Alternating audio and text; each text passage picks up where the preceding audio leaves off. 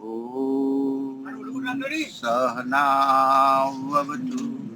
सहनौ भुनक्तु सह वीर्यं कर्वावहै तेजस्विनावधीतमस्तु मा विद्विषावहै।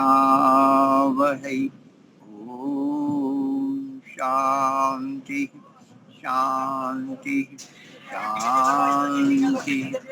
सबको सादर नमस्ते जी।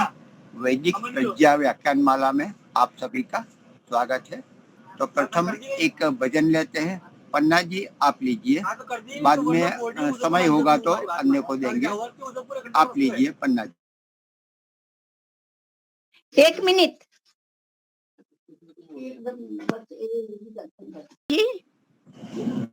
मेरा नाथ तू है, मेरा नाथ तू है, नहीं मैं अकेला, मेरे साथ तू है। मेरा नाथ तू है, मेरा नाथ तू है, नहीं मैं अकेला, मेरे साथ तू है। चला जा रहा हूँ मैं राह पे तुम्हारी, राहों में आए जो तूफान भारी, थामे हुए जो मेरा हाथ तू है, नहीं मैं अकेला, मेरे साथ तू है। मेरा नाथ तू है, मेरा नाथ तू है, मैं नहीं हूँ अकेला, मेरे साथ तू है। मेरा इष्ट तू है, मैं तेरा पुजारी, तेरा खेल में हूँ, तू मेरा खिलाड़ी। मेरा इष्ट तू है, मैं तेरा पुजारी, तेरा खेल में हूँ, तू मेरा खिलाड़ी। मेरी जिंदगी के हर बात तू है, नहीं मैं अकेला, मेरे साथ तू है। मेरा नाथ तू है, मेरा नाथ तू है, नहीं मैं अकेला, मेरे साथ तू है। तेरा दास हूँ मैं, तेरे गीत गाऊं, तुझे भूल के भी कभी ना भूल पाऊं। तेरा दास हूँ मैं, तेरे गीत गाऊं, तुझे भूल के भी ना कभी भूल जाऊं। तू ही दीन बंधु, पितु मात्र तू है, नहीं मैं अकेला, मेरे साथ तू है। मेरा नाथ तू है, मेरा नाथ तू है, नहीं मैं अकेला, मेरे साथ तू है। मेरे साथ तू है, मेरे साथ तू है। ओम। बहुत सुंदर। तो अभी और हमारे और अभी तो आचार्य वैदिक उत्तम जी, आप एक भजन बात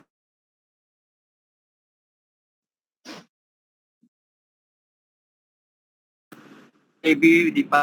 तो उत्तम जी आप प्रारंभ करें। एक सभी को सादर नमस्ते जी, और पन्ना माता जी को सादर नमस्ते। बहुत दिनों बाद देखा हूँ उनको। ने महेंद्र गांधी जी को नमस्ते।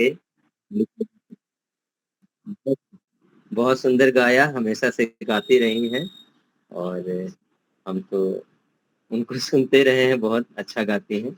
अभी आपको एक भजन सुनाता हूँ।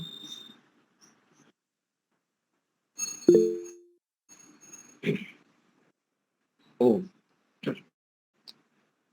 हर पल में हो प्रभु सुमिरन तेरा, ऐसा बना दो प्रभु जीवन मेरा।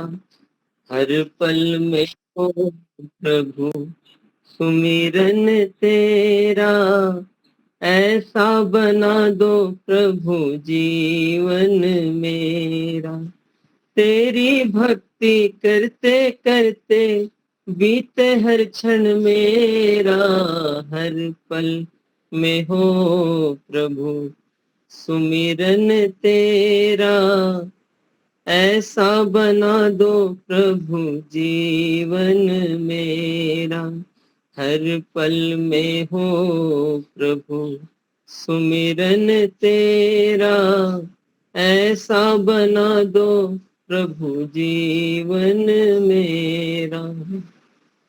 याद तेरी को सदा मैं दिल में बसाऊं, आठों पहर बस तेरे गीत गाऊं।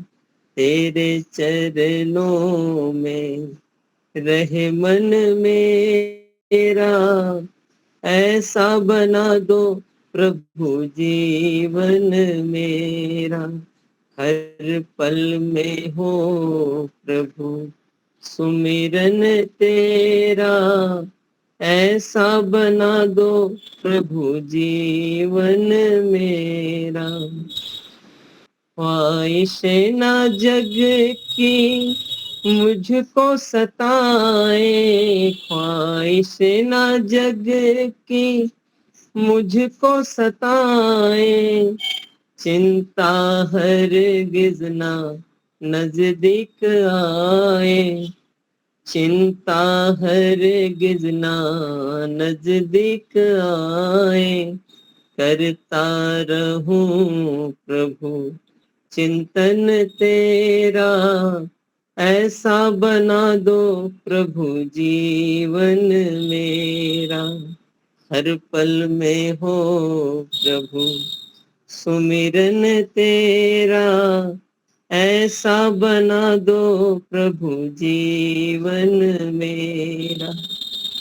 ऐसी तेरी भक्ति में दास खो जाए, ऐसी तेरी भक्ति में दास खो जाए। मैं ना रहूं बस तू ही तू हो जाए, मैं ना रहूं बस तू ही तू हो जाए। सफल हो जाए ये नर्तन मेरा, ऐसा बना दो प्रभु सुमिरन तेरा, ऐसा बना दो प्रभु जीवन मेरा। ऐसा बना दो प्रभु जीवन मेरा, ऐसा बना दो प्रभु जीवन मेरा। ओम। सबका बहुत बहुत धन्यवाद। सादर बहुत बहुत ही सुंदर। तो मैं दीपाली का इशू निवेदन करता हूँ कि आप जरा उनका परिचय दीजिए, आर्य आशा का। दीपाली।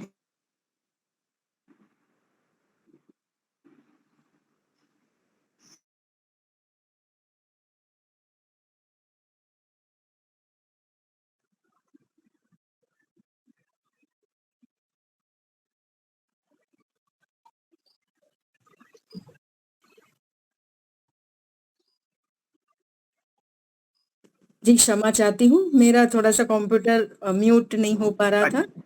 कोई बात नहीं। अच्छा ठीक ठीक, तो एक मिनट। हाँ जी बोल रही हूँ मुनि जी, हाँ, बता बोलिए, रही हूँ। हाँ जी, तो आज के हमारे वक्ता है आचार्य आर्याशा आर्य जी, आर्ष कन्या विद्यालय रोजर से आचार्य शीतल जी के सानिध्य से स्नातक हुए हैं। अभी कुछ मास पूर्वे वैदिक योग ध्यान प्रचार हेतु वे मॉरिशस गए थे। हमने उनका इंटरव्यू सुना, आज ही मैंने दोपहर में उनका ये सब जो था वो लिंक पे हमने सुना। वे युवा उपरांत बड़े आशास्पद तेजस्वी प्रचारिका है। वे शांत और सौम्य स्वभाव वाले हैं। वे बालकों तथा बहनों के बीच में जाकर शिविर लेते हैं। 6 मास पूर्वे वे देगांव और हिम्मतनगर आए हुए थे। वे जिन हरियाणा के आचार्य आशीष जी के मार्गदर्शन तले आगे बढ़ रहे हैं और आज उनका हम प्रवचन सुनने के लिए उनको हम आमंत्रित करते हैं। तो हम आपका स्वागत करते हैं आचार्य जी, आप अपना मंतव्य रजू करें।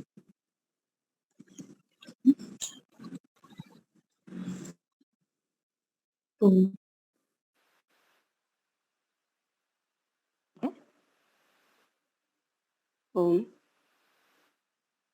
आप सबको मेरी आवाज आ रही है? जी आ रही है। आ रही है। जी जी जी, बहुत बहुत धन्यवाद, आ रही है जी। बहुत बहुत धन्यवाद।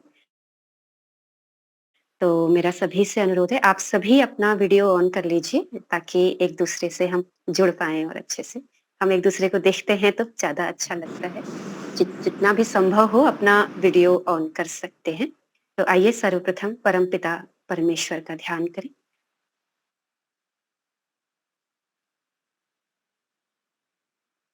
ओम भूर्भुवः स्वः।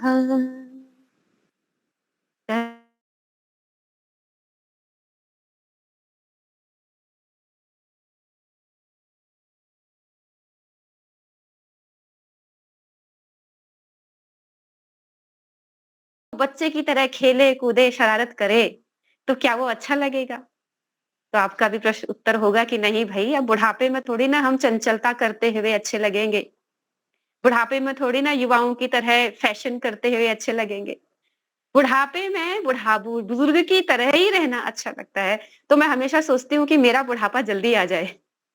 तो कई बार हम सोचते हैं कि बुढ़ापा का मतलब वृद्धोपसेविना हम कहते हैं, वृद्ध हो जाना, कोई ज्ञान से वृद्ध हो जाना, व्यवहार से वृद्ध हो जाना, केवल उम्र से वृद्ध होना, ये बात नहीं है। वृद्ध हम किसी भी तरीके से हो सकते हैं। हो सकता है हम शरीर से वृद्ध दिखाई दे रहे हो, बुजुर्ग दिखाई दे रहे हो, उम्र में बड़े दिखाई दे रहे हो, लेकिन हमारे अंदर अभी भी बचपना है। कई बार हम छोटा बच्चा जब बुजुर्गों जैसी बात करता है तो हम खुश होते हैं कि दुखी होते हैं? आप लोग कहेंगे निश्चित रूप से जब छोटा बच्चा बड़ों की जैसी बात करता है तो हम कहते हैं कि छोटी उम्र में बड़ों सी बात कर रहा है, यानी वृद्ध होने लग गया है। इसका मतलब जो वृद्धावस्था है वो शरीर से नहीं है, वृद्धा अवस्था बुद्धि से है, वृद्धा अवस्था व्यवहार से है। तो वृद्ध शास्त्रों में जिन वृद्धि की जाती है ज्ञान से, वो की जाती है व्यवहार से, वो की जाती है गंभीरता से। अगर शरीर से वृद्ध होने पर भी हमारे अंदर ज्ञान की वृद्धता नहीं आई और व्यवहार की तो हम वृद्ध नहीं कहलाएंगे। तो प्रकृति हमें वृद्ध कर देती है, लेकिन स्वयं वृद्ध होने के लिए हमें बहुत मेहनत करनी पड़ती है। तो इसीलिए वृद्ध होना अपने आप में एक बड़ा सौभाग्य है। इसलिए जो विद्यार्थी ब्रह्मचर्य से सीधे संन्यास लेता है, वो ब्रह्मचर्य आश्रम के बाद सीधे वृद्ध हो गया। अब उसको ज्ञान से वृद्ध बोलेंगे, उसको व्यवहार से वृद्ध बोलेंगे। और एक व्यक्ति वानप्रस्थ में गया, गृहस्थ में गया, फिर वानप्रस्थ में गया, अब जाके संन्यास लेगा, तो वो स्टेप बाय स्टेप क्या हो रहा है? वृद्ध हो रहा है। तो उसके ज्ञान में भी वृद्धता आई कि नहीं आई, उसका थोड़ी हम विश्लेषण करेंगे, उसको थोड़ी समझने का प्रयास करेंगे। हो सकता है आप मुझसे वृद्ध हो सकता है मैं आपसे वृद्ध हूं, ऐसा भी हो सकता है छोटा बच्चा भी हमसे वृद्ध हो। तो आज हम अपने वृद्धत्व को उस दृष्टि से नहीं देखेंगे। आज हम अपने वृद्धत्व को, अपने बुजुर्ग होने को दृष्टि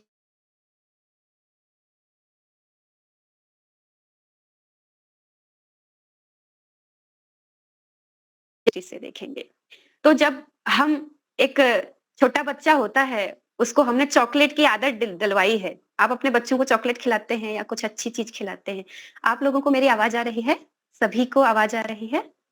हाँ जी, ठीक है। तो जी जी जी, नहीं तो मुझे लगता है कि मैं ही बोल रही हूँ, सामने वाला सुन नहीं रहा। तो आप गर्दन वर्दन हिलाते रहिए ताकि मुझे लगे कि सब सुन रहे हैं, ठीक है। नहीं तो ऑनलाइन का यही है कि पता चला किसी को सुनाई नहीं दे रहा है, ऑनलाइन प्रवचन चल रहा है, तो ऑनलाइन का ऐसा ही होता है। तो आप गर्दन वर्दन थोड़ी हिला दीजिएगा, मुझे संतोष हो जाएगा। तो मैं थोड़ा ऑनलाइन कंफर्टेबल नहीं रहती हूँ बोलने में, मुझे सामने लोग चाहिए होते हैं, तो मेरी परीक्षा है। तो जब हम छोटे बच्चे को मिठाई खिलाते आदत डलवाते हैं, गाड़ी में घुमाने की, चॉकलेट खिलाने की, कुछ भी हम अपने छोटे बच्चे को आदत दिलाते हैं, तो छोटा बच्चा क्या करता है जी, अगर उसकी, तो बच्चा क्या करता है, रोता है, पैर मारता है, खाना नहीं खाता है, भाग जाता है, नाराज हो जाता है, ऐसा ही होता है। अब जब हम बड़े हो जाते हैं, तो जब हमारे अनुसार चीज नहीं होती, तो हम भी क्या करते हैं जी, नाराज हो जाते हैं, गुस्सा हो जाते हैं, इधर उधर चले जाते हैं, बातचीत बंद कर देते हैं, मन ही मन परेशान होते रहते हैं। तो जो छोटा बच्चा है, जो चॉकलेट के लिए उसको चॉकलेट न मिलने पर उसने जो प्रतिक्रिया की, वो प्रतिक्रिया की क्या थी कि मुझे चॉकलेट मिलना ही चाहिए था, नहीं मिला इसलिए मैं क्या। तो जो छोटा बच्चा है वो अपने गुस्से को, अपने नाराजगी को प्रतिक्रिया के द्वारा दिखाता है, क्योंकि वो छोटा बच्चा है, उसको पता नहीं है कि मेरे इस प्रतिक्रिया करने पर मुझे नुकसान होने वाला है या मेरे संस्कार और गहरे होने वाले हैं। मैं आपको थोड़ी सी वो बात बता रही हूँ, शायद थोड़ी गहरी हो सकती है जितनी मेरी समझ है। छोटे बच्चे को पता नहीं है कि उसके प्रतिक्रिया करने पर उसके जो संस्कार हैं, राग युक्त संस्कार, जो वस्तु के प्रति राग था, उस वस्तु के दोबारा न मिलने पर वो प्रतिक्रिया करता है। यानी जिस वस्तु को हम चाहते हैं, जिस व्यक्ति को हम चाहते हैं, जिस स्थान को हम चाहते हैं, जिस किसी को भी हम चाहते हैं, अपने समीप रखना चाहते हैं, जिस किसी की भी हमें इच्छा है राग युक्त, वो प्राप्त न होने पर जिस प्रकार छोटा बच्चा प्रतिक्रिया करता है, उसी प्रकार यदि एक उम्र से वृद्ध हुआ व्यक्ति भी प्रतिक्रिया करे, तो अब हम क्या कहेंगे, छोटे बच्चे और बड़े उम्र से वृद्ध व्यक्ति में कोई अंतर नहीं है। छोटा बच्चा भी प्रतिक्रिया कर रहा है और बड़ा बच्चा भी प्रतिक्रिया कर रहा है। तो यानी हम जिस उम्र में हैं, उस उम्र में भी यदि हम हमारे अनुसार न हो रही चीजों के प्रति, कोई चीज हमारे अनुसार नहीं हुई, मेरी बहू ने व्यवहार मेरे अनुसार नहीं किया, मेरे बेटे ने व्यवहार मेरे अनुसार नहीं किया, मेरे रिश्तेदारों ने व्यवहार मेरे अनुसार नहीं किया, मेरे जानने वालों ने मेरे अनुसार व्यवहार नहीं किया, उस मेरे अनुसार व्यवहार क्योंकि नहीं हुआ और मैंने अपने अंदर या फिर बाहर प्रतिक्रिया की, तो अब आप और मैं चिंतन करेंगे कि उस छोटे से बच्चे में जो चॉकलेट के लिए रो रहा था, जिसने चॉकलेट के लिए प्रतिक्रिया की, उस बच्चे में और ये बड़े बच्चे में कोई अंतर है? प्रतिक्रिया के स्तर पर कोई अंतर नहीं है। हाँ, वस्तुओं के स्तर पर अंतर हो सकता है। ये बात समझ आ रही है? हमारे साथ मीना बेन भी बैठी हुई है, यहाँ पे सुन रही हैं, शायद आप लोग परिचित होंगे, वो भी यहाँ पे सुन रही है। तो उसके स्तर पे तो अंतर हो सकता है वस्तुओं के स्तर पर, लेकिन प्रतिक्रिया और राग के स्तर पर अंतर नहीं है। जब हम अपने लोगों को कहते हैं कि अपने बच्चों को संस्कार दीजिए, तो हम यही सिखाने का प्रयास करते हैं कि वो जो छोटा बच्चा है उसको ये समझ में आना चाहिए कि जो वस्तु तुझे प्राप्त नहीं हुई, तेरे अनुसार जिसमें तुझे राग था, वो वस्तु तुझे प्राप्त नहीं हुई, तो उस वस्तु के न मिलने पर प्रतिक्रिया नहीं करनी है। ये है संस्कार। संस्कार का मतलब केवल उसको अच्छा सिखाना नहीं है। संस्कार का मतलब ये है कि उस बच्चे को उसके अनुसार चीज न प्राप्त होने पर उसको जो प्रतिक्रिया नहीं करनी है, उसको जो सम अवस्था बनानी है, उसका अभ्यास कराना, ये होता है सच्चे रूप में संस्कारित करना। ताकि वो जो हमारे अनुसार चीज नहीं हुई, वो बड़े होकर के भी अगर हमारे अनुसार चीज नहीं होती है, तो हमारा संस्कार होगा कि चाहे मुझे कोई मेरे अनुसार वस्तु मिले, चाहे मेरे अनुसार वस्तु न मिले, दोनों परिस्थितियों में मुझे कैसा व्यवहार करना है, प्रतिक्रिया करनी है कि नहीं करनी है, कितनी प्रतिक्रिया करनी है, अंदर प्रतिक्रिया करनी है कि नहीं करनी है, बाहर उसको प्रदर्शित करना है कि नहीं करना है, ये ज्यादा महत्वपूर्ण है। जब हम देखते हैं बड़े बड़े बुजुर्गों को भी, छोटी छोटी बातों पर दुखी होते हुए दिखाई देते हैं। महानुभावों, माताओं, सज्जनों, हमारी जो ये यात्रा है, ये यात्रा हमारे इस उम्र के पड़ाव की नहीं है। मेरा ऐसा मानना है, ऐसा समझ में आता है कि हमारी जो ये यात्रा है, हमारे संस्कारों का स्तर कैसा है। हमारे संस्कार दबे हुए हैं, हमारे संस्कार क्षीण हो गए हैं, तनु हो गए हैं, तनु मतलब हल्के हो गए हैं। अब हम बचपन के अपेक्षा, जवानी की अपेक्षा, प्रौढ़ अवस्था की अपेक्षा, वानप्रस्थ ग्रहण करके, प्रवचनों को सुन के, विद्वानों के सानिध्य में जाकर के हम अब कितनी प्रतिक्रिया करते हैं। 1 घंटे 45 मिनट के प्रवचन सुनने के बाद मैं अपने घर में जब व्यवहार के स्तर पर आती हूँ, व्यवहार के तल पर आता हूँ या आती हूँ, उस समय जब मेरे अनुसार चीज नहीं हो रही होती है, मुझे कष्ट हो रहा होता है, तब मेरी क्या प्रतिक्रिया है? तब मैंने अपने संस्कारों पर काम किया या नहीं किया, इस पर हमारा चिंतन होना चाहिए। तब जाकर के हम उम्र से भी और ज्ञान से भी और व्यवहार से भी गंभीरता से वृद्ध कहलाएंगे। वृद्धावस्था एक बहुत उचित अवस्था है, जहां पर स्वाभाविक रूप से हमारे संसार से वैराग्य होने लगता है, वस्तुओं से वैराग्य होने लगता है, भोजन से वैराग्य होने लगता है। प्रकृति, ईश्वर की व्यवस्था ऐसी है कि अपने आप ही हमारे शरीर में ऐसी स्थितियां पैदा की हैं कि हमारे दांत हल्के हो गए जी, बाल सफेद हो गए जी, ये ढीली पड़ने लग गई है, शरीर ढीला पड़ने लग गया है, भोजन कम पचता है। ये क्या इंडिकेशंस हैं प्रकृति के, या फिर ये क्या इंडिकेशंस हैं हमारी ईश्वर की व्यवस्था के? ये इंडिकेशन है, ये संकेत हैं कि अब भोग से दूर जाना है, अब प्रतिक्रिया से दूर जाना है। एक उम्र ऐसी थी जब मेरे को रोटियां 4 चाहिए थी तो चाहिए थी, क्योंकि मेरा पेट नहीं भरता, मैं जवान हूं, मैं प्रौढ़ हूं, मुझे मेहनत करनी है, मुझे 4 रोटियां चाहिए। अब ये वृद्धावस्था ऐसी अवस्था है कि शरीर आपको 4 रोटियां खाने ही नहीं देगा। अब उसको 2 रोटियां खाता है, अगर उसको 1 ही रोटी मिली तो वो वृद्ध व्यक्ति, वो गंभीर व्यक्ति, वो वैरागी व्यक्ति जो वृद्ध हो चुका है, वो 1 रोटी मिलने पर दुखी नहीं होगा, वो 1 रोटी मिलने पर खुश होगा। वो कहेगा कि मेरे हिस्से की रोटी किसी ने खा ली है, मुझे अच्छा लगा, क्योंकि अब मेरे शरीर को आवश्यकता नहीं है, जिसको आवश्यकता थी उसको मिल गई, मेरा तो 1 रोटी से भी काम चल जाता है। ये स्थितियां घर में पोते ने या बेटी ने या किसी भी उम्र हमसे छोटे व्यक्ति ने कोई प्रतिक्रिया कर दी, हमारे साथ मेरा अपमान कर दिया, मुझे कुछ भला बुरा कह दिया, या मुझे मेरे पसंद की चीज ला करके नहीं दी, अब मेरी प्रतिक्रिया वहां पर क्या होती है? अगर वो जवानी में रहते हुए व्यक्ति की जैसी ही मेरी प्रतिक्रिया है, मेरे अनुसार चीजें न होने पर, तो उस जवान व्यक्ति में, उस बच्चे व्यक्ति में और मुझ में कोई विशेष अंतर नहीं है। कई बार हम देखते हैं, लोग कहते हैं कि बुढ़ापे में बुजुर्ग लोग बच्चे हो जाते हैं। दुर्भाग्य है ये हमारा, अगर हमें भी अपने वृद्धावस्था में ऐसा सुनने को मिले तो, कि बुढ़ापे में हमारे पिताजी बच्चे जैसे हो गए थे, बुढ़ापे में हमारे दादाजी बच्चे जैसे हो गए थे, वो बच्चों की जैसी हरकतें करने लग गए थे, वो जैसे बच्चा प्रतिक्रिया करता है ना छोटी छोटी चीजों पर, मुझे ये चाहिए, मुझे ये चाहिए, मुझे ये चाहिए, मुझे ला करके क्यों नहीं दिया, रोना धोना शुरू कर दिया, गुस्सा होना शुरू कर दिया।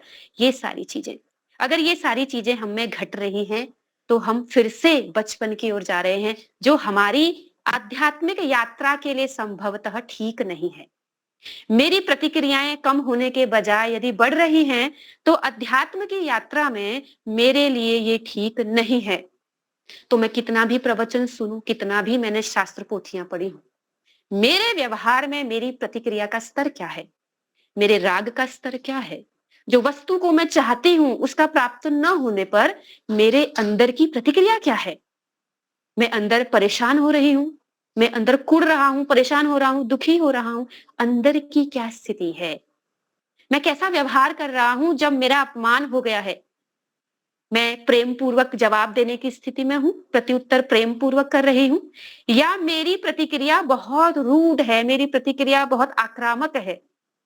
इसका मतलब है कि हम में अभी बचपना गया नहीं है, हमने अभी प्रवचनों से सीखा नहीं है, तो हमारी जो ये यात्रा है, ये बहुत लंबी यात्रा है। ईश्वर, अभी आपने बहुत अच्छा भजन उत्तम भ्राता उत्तम जी ने गाया, माता जी ने गाया। ईश्वर हमारा सहायक है, लेकिन अपने अंदर के राग द्वेषों को हमें स्वयं हटाना पड़ेगा। महर्षि दयानंद सरस्वती जी ने कहा कि बिना पुरुषार्थ के प्रार्थना सफल नहीं होती है। अगर हम ईश्वर के बहुत भक्त हैं, लेकिन प्रतिक्रिया करते समय, राग के समय, द्वेष के समय, ईर्ष्या के समय ज्यों का त्यों हमारा यदि बना हुआ है, ईश्वर की भक्ति कुछ काम नहीं करेगी, केवल उसी समय करेगी, क्योंकि ईश्वर बिना पुरुषार्थ के मदद नहीं करता है। ये आप लोग, ये सिद्धांत है हमारा, महर्षि दयानंद ने हमको सिद्धांत दिया। हमारा आर्य समाज, हमारा वैदिक सिद्धांत, हमारा सनातन इसी पर टिका हुआ है कि हम जब पुरुषार्थ करेंगे उसी का फल हमको मिलेगा। ईश्वर उसमें सहायक होता है। जो स्वयं पुरुषार्थ करता है, ईश्वर उसका सहायक बनता है, ये हम जानते हैं।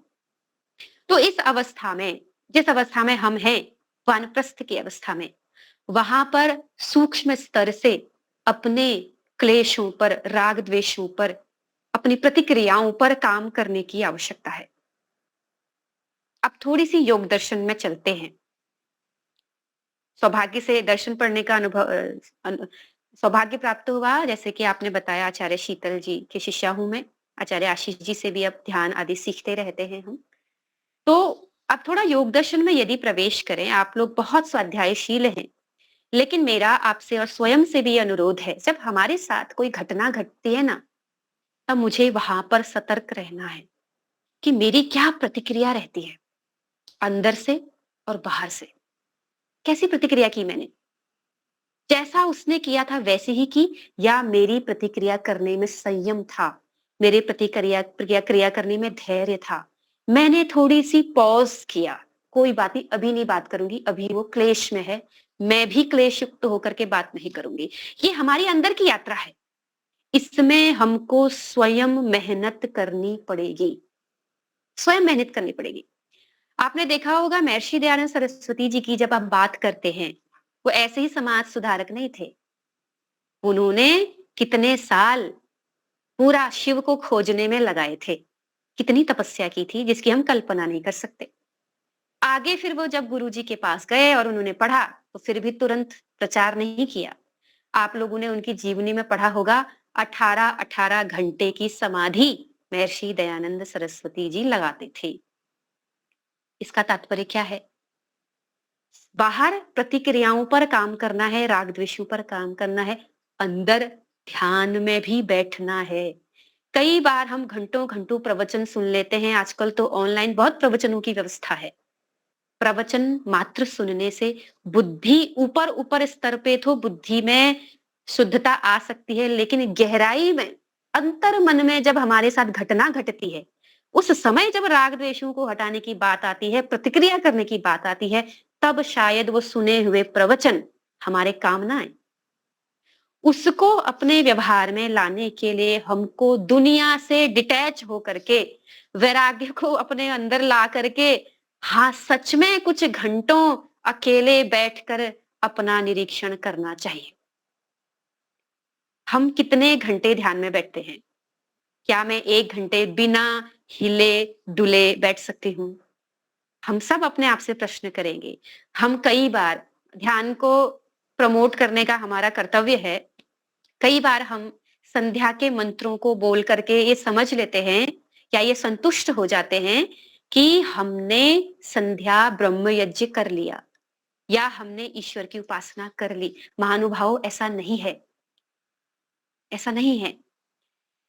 महर्षि पतंजलि जी ने ध्यान को बहुत स्थान दिया है, यम नियमों को बहुत स्थान दिया है, व्यवहार को बहुत स्थान दिया है, और ध्यान में स्थिरता पूर्वक बैठने को बहुत प्रधानता दी है। यम नियम, आसन, प्राणायाम, प्रत्याहार, धारणा, ध्यान, समाधि तक की जो परंपरा है हमारी, समाधि तक हमको पहुंचना है, ये सारे स्टेप्स हमको करने पड़ेंगे। यम नियम व्यवहार में प्रतिक्रिया के स्तर पर भी अपने राग देशों को देखना होगा, और आसन भी हमारा लगना चाहिए, प्राणायाम भी की स्तर भी हमारा हो, और धारणा, ध्यान, समाधि की अवस्था भी हमारा हो। मैं कितने समय तक केवल अपने श्वास पर ध्यान लगा के रह सकती हूँ? अब मैं थोड़ी सी आपको गहरी बात समझाती हूँ। क्या होता है कि जब एक तो होता है बाहर की प्रतिक्रियाएं, कोई हमारे साथ व्यवहार कर रहा है तो मुझे कैसी प्रतिक्रिया करनी है। एक होता है ध्यान में बैठ के, जब मैं ध्यान में बैठी हूँ 1 घंटे तक, ठीक है, आप भी बैठेंगे, मैं बैठूंगी 1 घंटे तक, मैंने संकल्प लिया कि मैं 1 घंटे तक हिलूंगी डुलूंगी नहीं, और मैं ध्यान में ईश्वर का ध्यान करूंगी या मैं अपने शरीर को देखूंगी क्या प्रतिक्रियाएं मेरे शरीर में हो रही हैं। उस 1 घंटे के दौरान मुझे कई सारे विचार भी आएंगे, मेरा पैर में भी दर्द होगा, कमर में भी दर्द होगा, मुझे चिड़चिड़ापन भी आ जाएगा शायद, या मेरा ध्यान में मन नहीं लगेगा। उस परिस्थिति में वो जो घटना घट रही है, आप ध्यान से सुनिएगा इस बात को, वो जो घटना घट रही है हमारे साथ, वो घटना सामान्य नहीं है। ध्यान में बैठने पर केवल ईश्वर में डूब जाना ध्यान नहीं है। महर्षि पतंजलि के अनुसार जब हम ध्यान में बैठते हैं तो जो हमारे शरीर में और हमारे मन में विपरीत स्थितियां पैदा हो रही हैं, मतलब हमारा मन भटक रहा है, हमको गुस्सा आ रहा है, हमको चिड़चिड़ापन आ रहा है, या हमारे शरीर में दर्द हो रहा है, वैसी स्थिति में भी हम क्या अपने अंदर प्रतिक्रिया रहित हैं या नहीं है। ध्यान में बैठ करके जो हमारे शरीर में स्थितियां पैदा हो रही हैं, हमारे मन में स्थितियां पैदा हो रही हैं, उनके प्रति भी कई बार द्वेष हो जाता है। ध्यान में बैठने से भी व्यक्ति को द्वेष हो जाता है। तो जब वो बैठता है, उसकी कमर दर्द होती है तो द्वेष हो रहा है जी, ध्यान में बैठ के तो कमर दर्द होती है, ध्यान में बैठ के तो विचार चलते हैं, बोलो मंत्र पाठ कर लो, बात खत्म। नहीं, ध्यान ही नहीं है। जब हम बैठते हैं, हमें प्रतिक्रियाएं, हमें प्रतिकूलताएं हमारे शरीर में आ रही हैं, उसको भी ध्यान पूर्वक देखना और उसके प्रति प्रतिक्रिया रहित रहने पर हमको जो स्थिति प्राप्त होगी, वही स्थिति हमारी व्यवहार में भी हमारी मदद करेगी। शायद आपको बात समझ में आ पाई हो, नहीं आई हो तो आप प्रश्न भी पूछ सकते हैं, हाथ खड़ा कर सकते हैं। तो हमें ध्यान में बैठ करके अपने अंदर चल रहे हलचल के प्रति भी तटस्थ रहना सीखना होगा, तब जाके वही स्थिति हमारी बाहर हमारी मदद करने वाली है। तो महर्षि दयानंद सरस्वती जी ऐसे ही 18 घंटे नहीं बैठते होंगे, वो बैठना आवश्यक है। कई बार हम सोचते हैं प्रवचन सुन लिया, अच्छा काम कर दिया, पुण्य काम कर दिया या निष्काम काम कर दिया, या फिर अब हम अच्छा ही तो कर रहे हैं। नहीं नहीं नहीं, बैठना भी पड़ेगा, अंदर भी झांकना पड़ेगा, अपने राग द्वेषों को देखना पड़ेगा, फिर व्यवहार में भी देखना पड़ेगा, प्रतिक्रिया के स्तर पर देखना पड़ेगा, हम में वृद्धत्व आया कि नहीं आया, वैराग्य है कि नहीं है, राग कितना, द्वेष कितना, ईर्ष्या कितना, प्रतिक्रिया कैसी है मेरी, ध्यान में बैठ करके मैं कितना बिना हिले डुले उस परेशानी को सहन कर सकती हूँ। तभी तो लोक में घट रही घटनाओं को भी सहन करने के लायक बनूंगी। ये चीज मुस्लिम्स में बहुत तगड़ी है, आप समझिए इस चीज को। वो लोग क्या करते हैं, 1 महीने का रोजा रखते हैं, भोजन नहीं करते हैं। उन लोगों की तपस्या चल रही है दुनिया में परचम लहराने की। तपस्या करते हैं, अपने शरीर को तपाते हैं। क्यों तपाते हैं? ताकि कल के दिन उनको युद्ध करना पड़े, हिंदुओं को मारना पड़े ना, तो वो अपने भूख प्यास को बिना प्रभावित हुए लड़ाई कर सकते हैं 24 घंटे। इसलिए अपने आप को तैयार करते हैं, ये उनकी तपस्या है। लेकिन उनकी तपस्या का जो उद्देश्य है वो गलत है, तो इसका तो उनको दंड मिलेगा। आपने सुना होगा, ये उनमें ये चीज है, आतंकवादी ये चीज करता है, अपने आप को तपाता है ताकि हर स्थिति में अपने आप को स्टेबल कर सके। ये हम लोग नहीं कर पाते हैं। अभी कुछ पौराणिक लोग जो व्रत करते हैं, भूखे रहते हैं, उनका उद्देश्य भी कोई कामना है कि मुझे कुछ चीज प्राप्त हो जाए। उद्देश्य गलत है, व्रत करने से कुछ नहीं मिलेगा, लेकिन व्रत करने से तपस्या, स्टेबिलिटी, सहन करने की शक्ति उनके अंदर आती है। वो एक प्लस पॉइंट है। शायद आप मेरी बात समझ रहे हो, आपको प्रश्न हो तो वो पूछ सकते हैं। दूसरा, आपने सुना होगा ऋषि मुनि तपस्या करते थे, सुना है आपने कि घंटों घंटों चले जाते थे और फिर तपस्या करते थे, फिर वापस आते थे। हमारी परंपरा है, श्रावणी में सब ऋषि मुनि जंगल से वापस आते हैं। वो लोग ज्यादा से ज्यादा समय आंख बंद रखते थे, कम से कम समय आंख खोलते थे। हमारी आंखें ज्यादा से ज्यादा समय खुली रहती हैं, अरे नींद में भी खुली रहती हैं हमारी आंखें।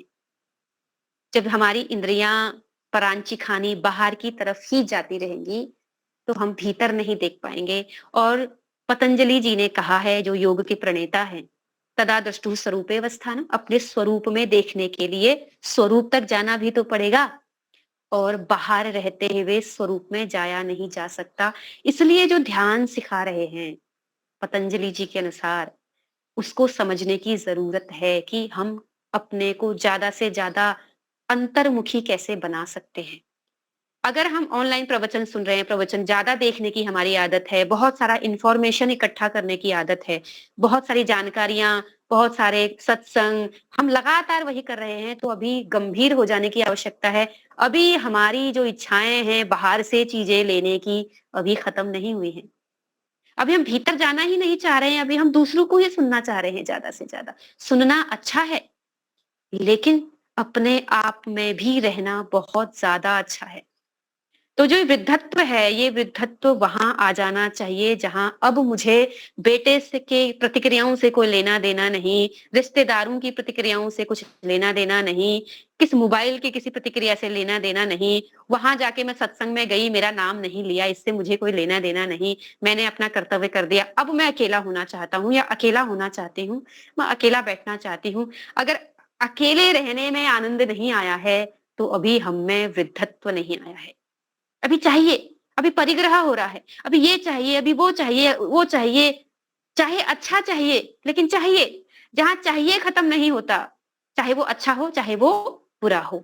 अभी और भी समाज सेवा चाहिए, और भी मेरा नाम चाहिए, और भी मेरा लोग वाहवाही करें, और भी मैं सत्संगों में जाऊं, और भी मैं सेवा करूं। अब इसमें बैलेंस आना चाहिए। ये हमारा काम है। युवा स्तर पर व्यक्ति खूब मेहनत करे, खूब प्रचार करे, खूब, लेकिन वृद्धावस्था में अब उसको थोड़ा सा पैर पीछे खींचना होता है, थोड़ा सा अपने अंदर भी जाना होता है। उसके लिए सीखना चाहिए, ध्यान को सीखना चाहिए। नहीं तो हम लोग बुद्धि के स्तर पे तो ऊपर ऊपर, जिसको कहते हैं सुपरफिशियल लेवल, सुपरफिशियल लेवल पे तो हम बहुत इंफॉर्मेशन इकट्ठा किए हुए हैं, लेकिन जब घटना घटित होती है तो हमारी प्रतिक्रिया भी वैसी ही होती है, राग द्वेषों से युक्त होती है, अंदर परेशान हो रहे होते हैं। तो इसका मतलब है कि अभी हमने अपने अंदर झांका नहीं है। क्या मेरे पास और समय है या मेरा समय समाप्त हो गया? जी अभी 15 मिनट। अच्छा, ठीक है। तो ये वृद्धत्व हमारे भीतर आना बहुत आवश्यक है। हम छोटे बच्चे को तो कहते हैं छोटा बच्चा है, लेकिन कहीं न कहीं कई मामलों में हम भी अभी छोटे बच्चे बने हुए हैं। तो उस बालकपन को कहते हैं ना बाल बुद्धि।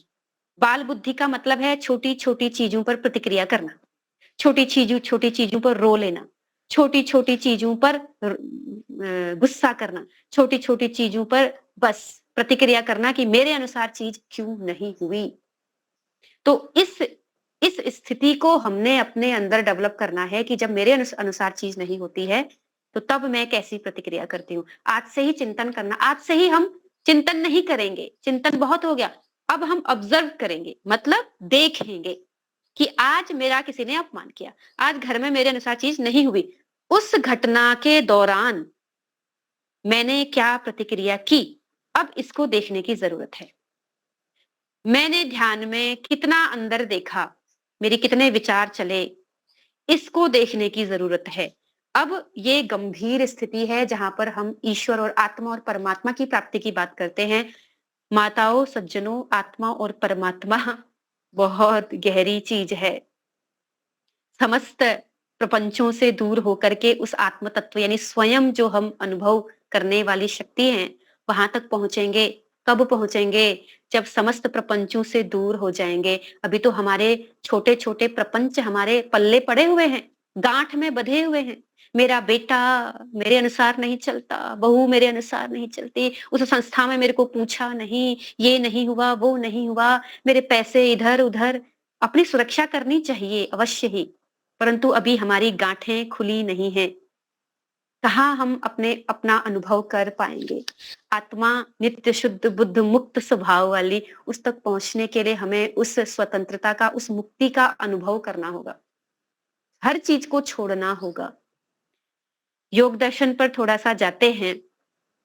तो आज हम क्या सीखे इस पर चर्चा करेंगे। तो पहले थोड़ी सी योग दर्शन की बात, नहीं तो आपको लगेगा अपनी अपनी बात बोल दी है, योग दर्शन के अनुसार नहीं बोली तो प्रामाणिक नहीं मानेंगे। तो जो हम अभी बात कर रहे थे, संभवतः मेरी जो समझ है दर्शनों को समझने की, उस हिसाब से ही हम बात कर रहे थे। तो योग दर्शन में एक अल्प प्रतिपक्ष होता है, एक महाप्रतिपक्ष होता है। आपने सुना होगा प्रतिपक्ष भावना, है ना? सुना होगा आपने प्रतिपक्ष भावना, कि जब ऐसी कोई घटना घटती है तो हमको प्रतिपक्ष भावना करनी चाहिए। प्रतिपक्ष भावना मतलब जो हमारे सामने घटित हो रहा है उससे विपरीत कुछ सोच लेना, उसके विपरीत कुछ कर लेना, है ना? तो उन्होंने कहा कि जब हमारे मोटे-मोटे संस्कार या क्लेश होते हैं, तो जैसे कपड़े पे मोटा धूल बैठा है ना, उसको हम झाड़ देते हैं, तो मोटे-मोटे हट गए, मोटे-मोटे जो गंदगी थी वो हट गई, ऐसा आपने सुना होगा। लेकिन जो सूक्ष्म क्लेश होते हैं ना, हमारे अंदर होते हैं, उनको धोने के लिए फिर निरमा, सर्फ, डिटर्जेंट पाउडर, रिन बार ये सब घिसना पड़ता है और ऊपर से फिर ब्रश भी मारना पड़ता है, नहीं? और या फिर वॉशिंग मशीन में डाल करके खूब घुमाना पड़ता है। अरे बिल्कुल एकदम घुमा रहे हैं जी, बिल्कुल घूम रहा है, घंटे भर तक घूम रहा है। तो ये जो घंटे भर तक घूम रहा है, ये हमें भी अपने अंदर टाल-मटोल करना है, ब्रश लगाना है, निरमा, डिटर्जेंट पाउडर डालना है। ये जो सूक्ष्म क्लेश हैं, अब इन पे काम करने की जरूरत है। प्रवचनों से होता है मोटा-मोटा धूल हट गया, बुद्धि के स्तर पर बात समझ में आ गई। तो उन्होंने कहा कि जो मोटे-मोटे क्लेश होते हैं, अब हम मोटे-मोटे बुरे कर्म तो नहीं कर रहे हैं, झूठ नहीं बोलते हैं, किसी की हत्या नहीं कर रहे हैं, ब्रह्मचर्य का नाश नहीं कर रहे हैं, किसी का नुकसान नहीं कर रहे हैं, किसी की चोरी नहीं कर रहे हैं, ये तो मोटे-मोटे क्लेश हुए ना। लेकिन जो छोटे-छोटे क्लेश हैं, वो छोटे-छोटे क्लेश के लिए तो डिटर्जेंट पाउडर चाहिए और वो डिटर्जेंट पाउडर है उस राग द्वेषों पर काम करना। जिस समय घटना घट रही है, क्या उस समय महाप्रतिपक्ष कर पा रहे हैं? एक होता है अल्प प्रतिपक्ष, थोड़ा सा करने से काम चल गया। एक होता है महाप्रतिपक्ष, उसके लिए तपना पड़ता है। राग आ रहा है, देखना पड़ेगा, प्रतिक्रिया नहीं करनी है। उस महिला के प्रति मेरे को बहुत क्रोध आ रहा है, लेकिन मुझे करुणा करनी है। उस महिला ने मेरा अपमान किया, उस व्यक्ति ने मेरा अपमान किया, हाँ मैं जवाब दूंगी क्योंकि मेरा अपमान हुआ है, नहीं तो और करेगी। लेकिन अंदर उसके प्रति द्वेष भावना बिना किए करूंगी। ये जो काम करना है इसको कहते हैं महाप्रतिपक्ष। नहीं, वो जिसने मेरे साथ गलत व्यवहार किया, चाहे वो कोई भी है, उस पर दया करने का जब तक मेरे अंदर क्वालिटी नहीं आएगी, मेरे अंदर योग्यता नहीं आएगी, मैं साधक नहीं हूं। कि वो जो व्यक्ति ने मेरे साथ गलत व्यवहार किया, किसी भी रूप में किया, कोई भी था, उस बेचारे के अंदर क्लेश है कि नहीं है? हैं क्लेश, उसने क्लेश से युक्त होकर किया। तो जिसके अंदर क्लेश है, राग है, ईर्ष्या है, द्वेष है, बेचारा वो अभी परेशान है, अभी वो साधक नहीं है, अभी उसने तपस्या नहीं की है। या हम यूं कहें हम सब पागल हैं, या अभी वो पागल है, या और थोड़ा सा अच्छा शब्द बोल दे तो वो बीमार है। चलो, तो किसी बीमार के सामने स्वयं भी बीमारू जैसी वापस प्रतिक्रिया कर देना कहां तक अच्छी बात है? और हम सब यही करते हैं, छोटे से बड़े कार्यों तक हमारा यही काम रहता है। तो हम क्या करते हैं, जैसा उसने किया उसके 4 देंगे हम, और बाहर नहीं बोल पाए तो मन में बोलेंगे, और मन में बोल लिया उससे नहीं बोलेंगे तो दूसरे को पकड़ करके उसकी चुगली लगाएंगे। देखो उसने मेरे साथ ऐसा किया, वैसा किया। जवाब देना उत्तम है। किसी ने हमारे साथ बुरा किया तो हमें उसको समझाना हमारा कर्तव्य है, नहीं तो वो और हमारे सर पे बैठ जाएगा।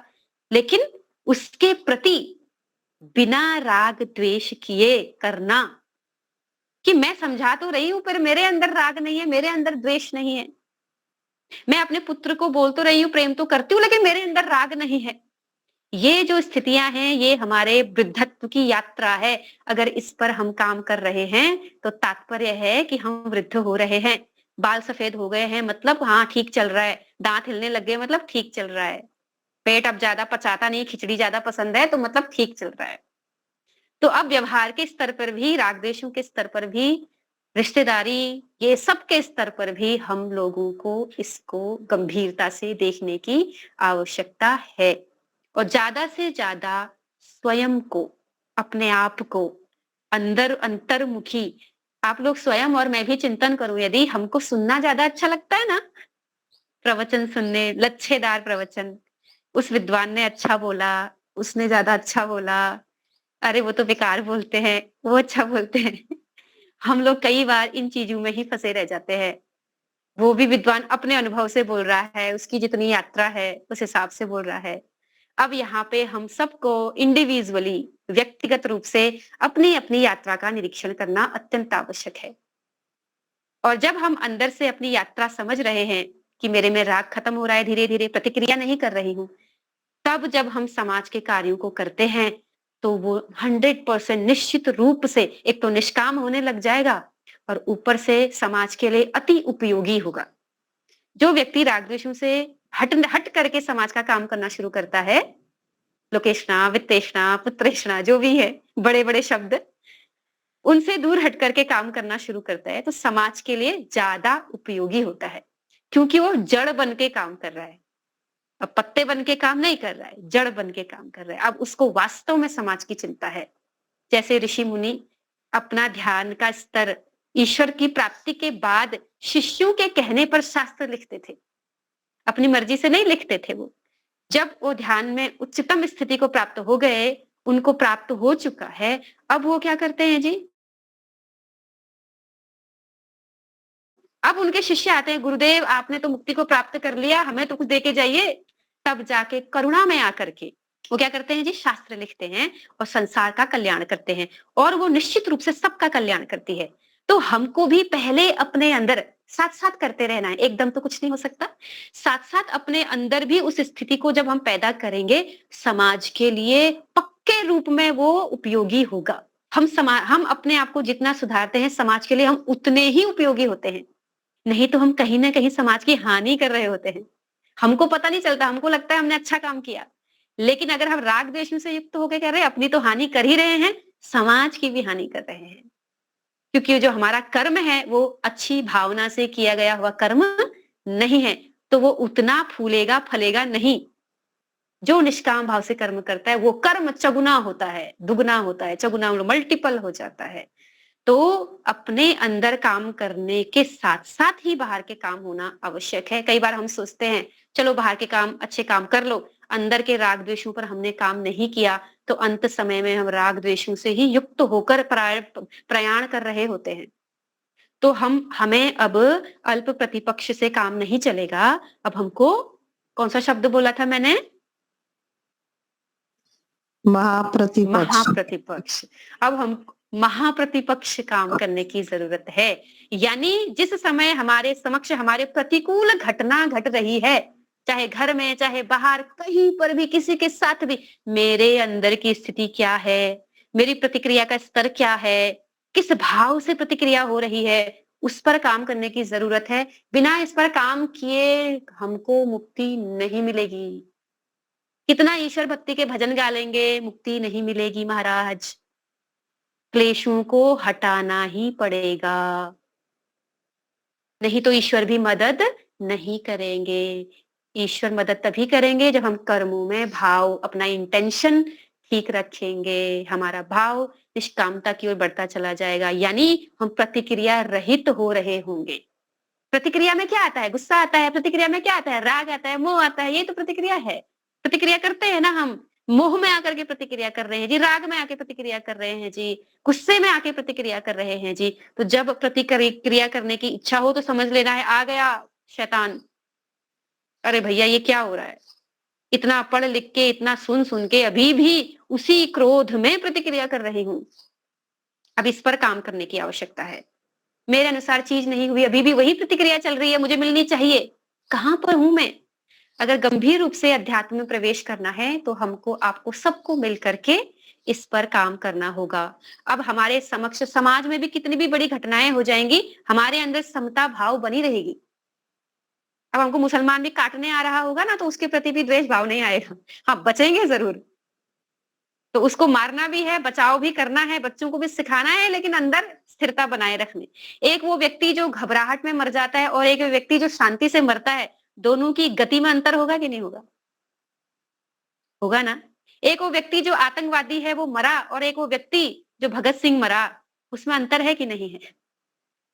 तो चिंता मरने की नहीं है, चिंता इस बात की होनी चाहिए कि मरते समय मेरी क्या स्थिति होनी चाहिए चित्त की।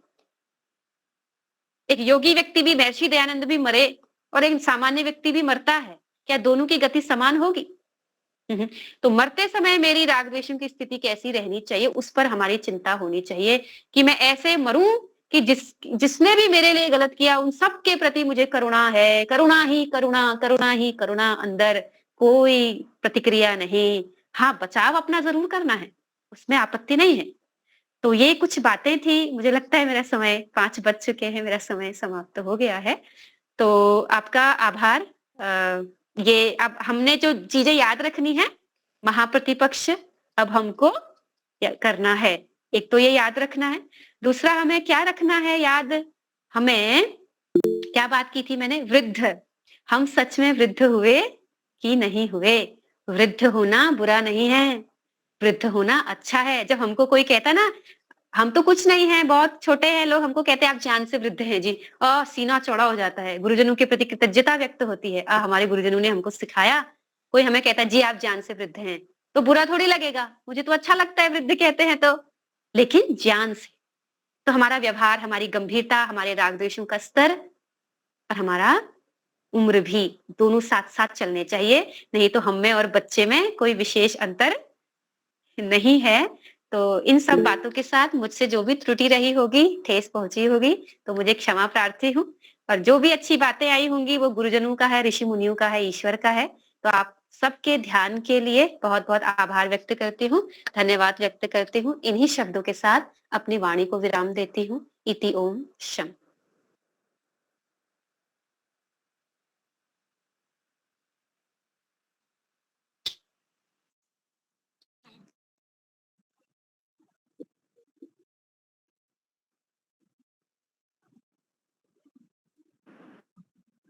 बहुत अच्छे से समझाया आपने, बहुत गहराई तक। बार बार आने का, प्रवचन देने को बार बार आने का। हाँ, बहुत अच्छा लगा, बहुत अच्छा लगा।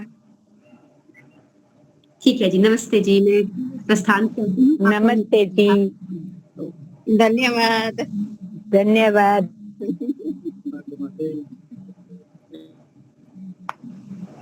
धन्यवाद। नमस्ते बेटा, बहुत बहुत शुभ आशीर्वाद। आप बहुत आगे बढ़ेंगी, इतना अच्छा बोलती हैं। चली गई क्या? हैं अभी? बहुत अच्छा बोली, बहुत अच्छा।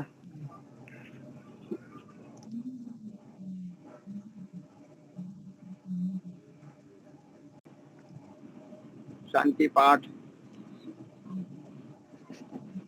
हाँ जी, सबको नमस्ते। आज के क्लास से सीख मिली, आवाज आ रही है?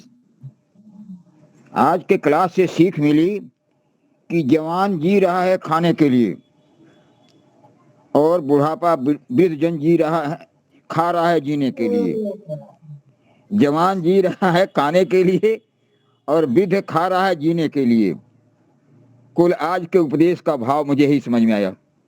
ठीक है। शांति पाठ, शांति पाठ पहले। ओम ध्यो शांति अंतरिक्षम शांति पृथ्वी शांतिरापः शांतिरोषधयः शांतिर्वनस्पतयः शांतिर्विश्वे देवा शांतिर्ब्रह्म शांतिः सर्वं शांतिः शांतिरेव शांतिः सामा शांतिरेधि। ओम शांति शांति शांति। ये घोष जो बोले सो अभय। धर्म की जय। मर्यादा पुरुषोत्तम भगवान राम की जय हो। योगराज भगवान कृष्ण की जय हो। व्याकरण सूर गुरु वीरजानंद की जय हो। युग प्रवर्तक महर्षि दयानंद सरस्वती की जय हो। भारत माता की जय। जय। गौ माता की जय। पालन करे। देश के अमर शहीदों की जय हो। वेद की ज्योति जलती रहे, ओम का झंडा ऊंचा रहे, आर समाज अमर रहे, सत्यार्थ प्रकाश अमर रहे।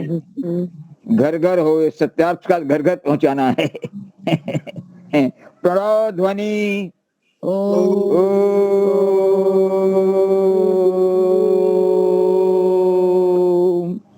वैदिक अभिवादन सर्वेभ्यो नमः। सबको सादर नमस्ते नमस्ते नमस्ते नमस्ते।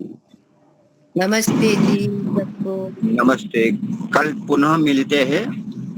हमारे श्रुति जी फरीदाबाद से और लीलाबेन जी बड़ौदा से उनका प्रवचन रहेगा।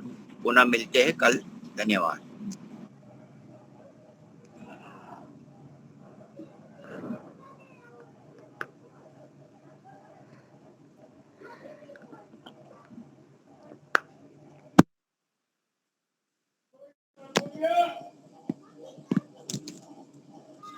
सॉरी यहाँ से अच्छा, सॉरी यहाँ से